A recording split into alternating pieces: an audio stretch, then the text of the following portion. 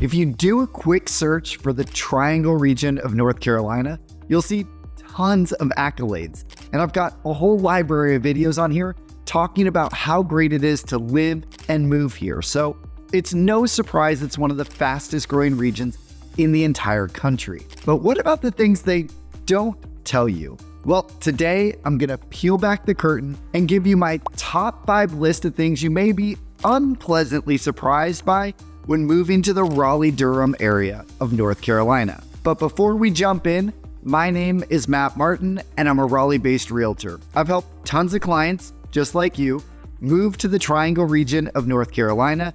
And if you're looking to do the same, I'd love to help you too. So what do they say you're not supposed to talk about when you're on a first date? Religion and politics, right? Well, let's break the rules and jump right into number 5 on the list, which is politics. Yeah, we're going there. If you're moving here from a place that's more politically homogenous, you'll be surprised at the diversity of opinions here. It's election season right now, and all the street medians are packed to the gills with political signs that run the political party gamut. Yes, there are pockets of town that are more blue or more red, and the Triangle overall is more blue leaning, but many people moving here will be surprised at how much we live up to our purple state reputation. That said, politics isn't something that's often discussed, so it's easy to get by day to day without really knowing where people stand until election season. So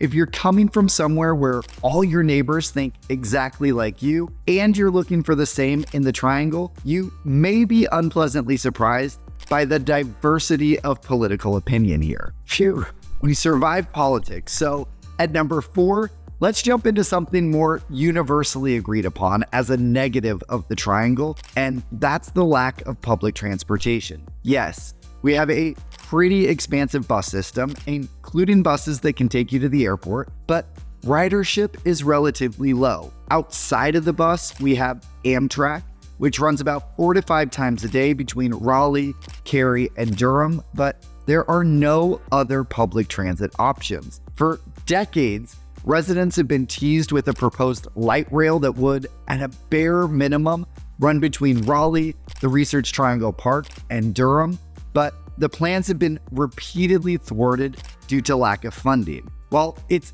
definitely welcome that billions of dollars are being invested into the expansion of our highways and freeways, a consistent and reliable railway would create so many new opportunities for residents to easily explore the other areas of the Triangle without being tied to their cars. And it would ease the ever-growing traffic in the region. Now, when I say traffic, it's nothing like you'd find in places like Austin, Los Angeles, New York, or Atlanta. But with 80 plus people moving to the region every day and cars being the main mode of transportation for them, the roads are definitely filling up. Okay, number 3 is the pollen. The Triangle is known for its lush green landscape, and Raleigh is nicknamed the City of Oaks for a reason, but it's really the state tree, the pine tree, that wreaks the most havoc during the springtime, when the city is engulfed in literally a yellow cloud of pine pollen for about 3 weeks,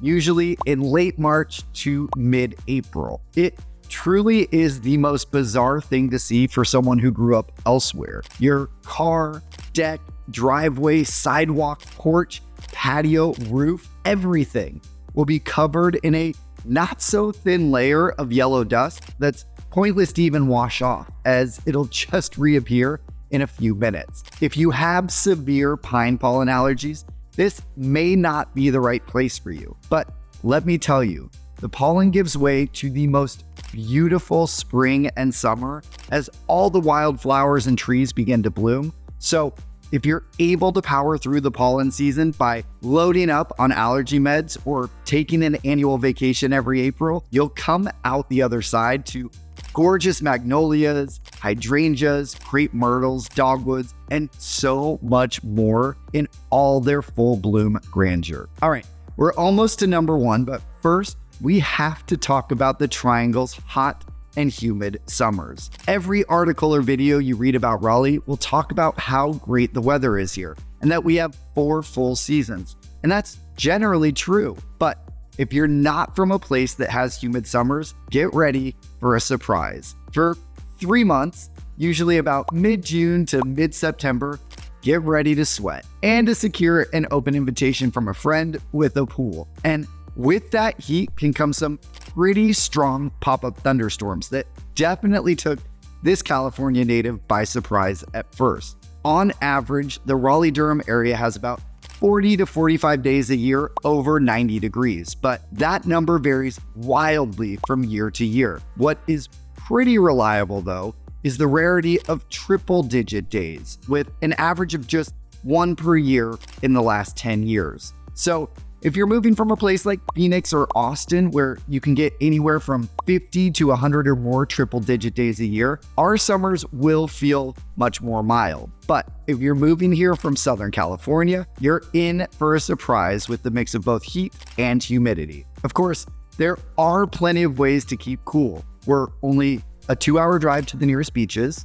We're super close to multiple lakes like Jordan Lake and Lake Johnson, which are about 15 to 20 minutes from downtown Raleigh, and Lake Gaston, which is about an hour to the north. And then the mountains are a 3-hour drive to the west, where temperatures average about 10 to 15 degrees cooler during the summer. And speaking of those hot and humid summers, that warm weather brings out the #1 con of the Triangle region, the critters. Yes, I'm talking about spiders, mosquitoes, roaches, and even snakes, all of which are common sightings across the Triangle. Look, I am no fan of creepy crawlers, but after nearly 4 years here, I'm amazed at how immune I've become and sometimes even fascinated. Seriously, when you see a giant yellow orb weaver for the first time, yes, it's a little unsettling, but it's also hard to not be in awe.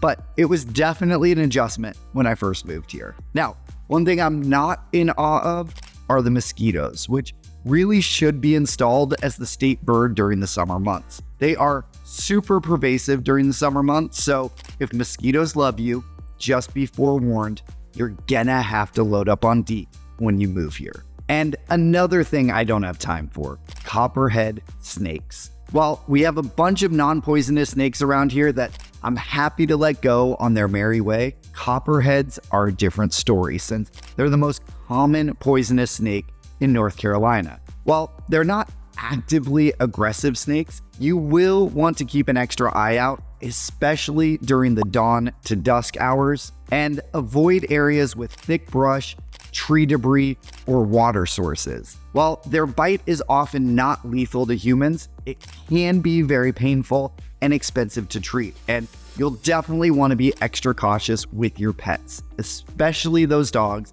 that like to keep their noses to the ground. So that's my top 5 list of reasons why the Triangle may not be right for you. But let's be honest, every city will have its own set of pros and cons, and there's a reason we keep making so many top 10 lists for the best places to move and live. The pros far outweigh the cons for most people. If there are any cons I missed, leave me a comment down below. Or if there are any things you particularly love about living in the Triangle, let me know too. It's always nice to bring some positivity to the comments section. And if I didn't scare you away with this top 5 cons list, and you're ready to kick off your Triangle home hunt, I'd love to be your guide. You can reach me by phone, email, or text, and you can find all my contact information in the link below, or by scanning this QR code right here with your phone. And if you like this video, be sure to check out my whole catalog of others, all about moving to, living in, and buying real estate in and around Raleigh, North Carolina. Here's another one here that you might like, so give it a click to keep on watching.